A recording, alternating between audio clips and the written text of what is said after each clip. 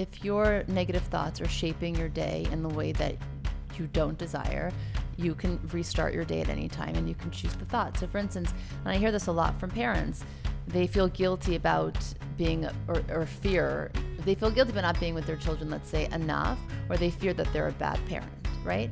But an easy way to kind of remedy that is to set aside extra 15 minutes a day, no phone, no distractions, where you sit with your child and you actually ask them questions, you hear from them, you're really present and available. That's going to change. If you do that every single day, right?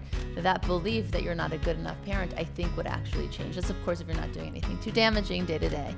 But if I could say something, so that you just gave it something practical that they can do.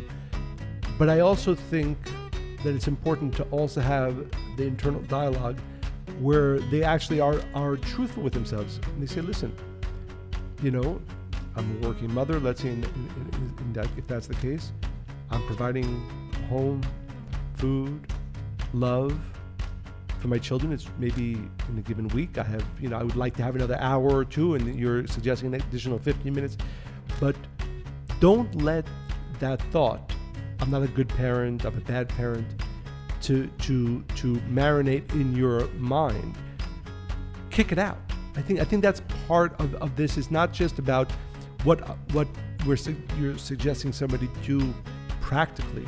I think it's so important to become aware about the negative thoughts and stop them. Literally stop them and argue them out. So in this case, next time you have a thought of, I'm not good enough parent, stop saying, one second, that's not true. That's not true. I'm a good parent.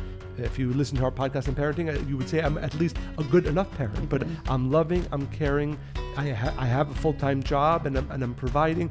I would maybe like to have an additional hour or two, whatever that is, but I'm a good parent. But see, I think it's a marriage of both.